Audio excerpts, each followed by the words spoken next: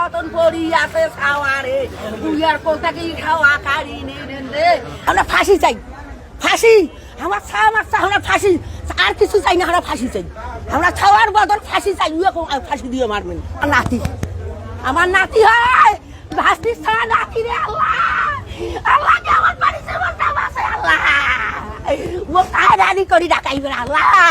ওরে আল্লাহ রে ওরে আল্লাহ 3 লাখ টাকা দেন ছাওয়াজা নিয়ে এসেন ওয়ানের নাম্বার তো মনে করে কল দিয়েছে কল দেওয়া মাত্র খালি কইছে 3 লাখ টাকা আমার ধরে এসে ছাওয়া বাদ আমার সব ঠিক আছে এখনো ছাওয়া মারি নাই কিছু করি নাই 80 টাকা দিয়ে আসে অমুক জায়গা খালি এই কর অমুক জায়গাটা কোয়া তাতে ফোন কাটিয়ে দিয়েছে আর এত চেষ্টা করি ফোন দেওয়ার ভাইও তখন টেস্ট করছে আর যাকে ফোন যায় না যারা মারছে আসামি তার বাড়ির পিছনে কবর থেকে গিয়ে পাইলাম টয়লেটের বাথরুমের তল থেকে যারা আমার ভাগ্নে মারছে ওদের ফাঁসিয়ে আমি চাই কাল থেকে তো বলাটা নেখোঁজ একটার পর থেকেই নেখোঁজ হওয়ার পর মাগরিব পর্যন্ত খোঁজাখুঁজি করছে পায় নাই মাগরিবের পর ফোন আসছে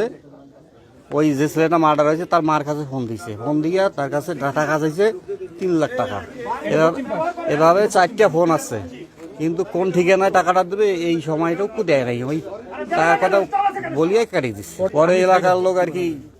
ট্রাই করে দেখে যে এলাকার এই বাড়ির নাম্বার ফোন দিলে আমরা জানতে পারি যে এই বাড়ির যে সোহান আছে সোহানের নামে এই মোবাইল নাম্বারটা পাওয়া যায়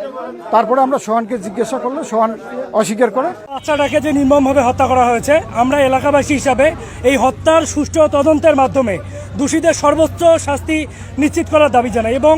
এলাকাবাসীর পক্ষ থেকে আমরা অবিলম্বে যতজন এর সঙ্গে জড়িত প্রত্যেককে আমরা গ্রেপ্তারের দাবি জানাচ্ছি গতকালকে সন্ধ্যার দিকে আমাকে আমার পিছনে দাঁড়ানো এই ব্যক্তি আলামিন ওনার নাম উনি আমাকে ফোন দিলেন ওনার এই এলাকাতে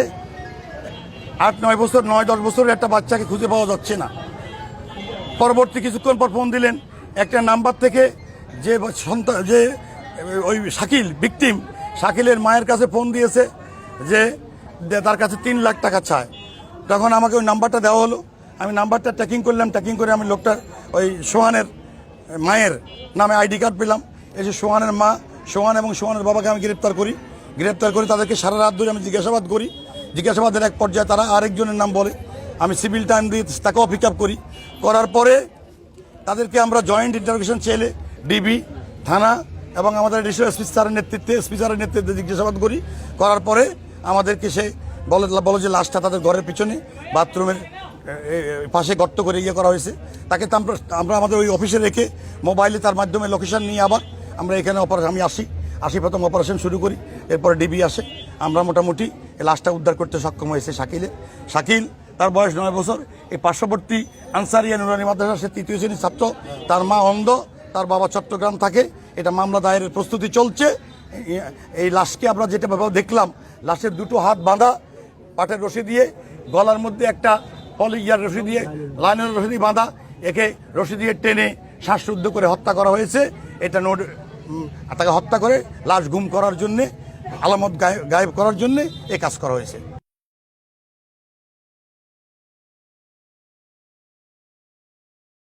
রাতে এক মহিলা মোসাম্মদ জয়নব উনি আমাদের থানায় এসে অভিযোগ করেন যে ওনার ছেলেকে খুঁজে পাওয়া যাচ্ছে না এবং মুক্তিপণ দাবি করা হয়েছে এই কিভাবে দাবি করা হয়েছে জানতে চাইলে তিনি জানান ফোনের মাধ্যমে দাবি করা হয়েছে প্রায় 3 লক্ষ টাকা মুক্তিপণ দাবি করা হয়েছে ওনার ছেলের উদ্ধারের জন্য বিষয়টা নিয়ে আমরা রাতেই কাজ করা শুরু করি এবং রাতে কাজ করার কারণে আমরা শনাক্ত করতে সম্ভব হই যে কারা এই কাজটা করতে পারে তাদের আমরা জিজ্ঞাসাবাদ করার মাধ্যমে তাদের দেয়া তথ্যের সূত্রের ভিত্তিতে গোকুণ্ডা ইউনিয়নের রতিপুর ফকিরটারি গ্রামে এখানে আমরা যাকে আমরা জিজ্ঞাসাবাদ করেছিলাম তার বাসার পিছনে সেপটিক ট্যাঙ্কে নতুন তৈরি করা সেপটিক ট্যাঙ্কের গর্তের প্রায় 5 ফিট নিচে থেকে একটি 9-10 বছরের শিশু ছেলে তার নাম শাকিল তাকে উদ্ধার করতে সক্ষম হই আমরা লাশ যথাযথ মর্যাদায় এবং আমাদের আইনি প্রক্রিয়ায় লাশ নিয়েছি লাইনে আইনি পরবর্তী প্রক্রিয়া চলমান থাকবে এবং আমাদের তদন্ত কার্য চলমান থাকবে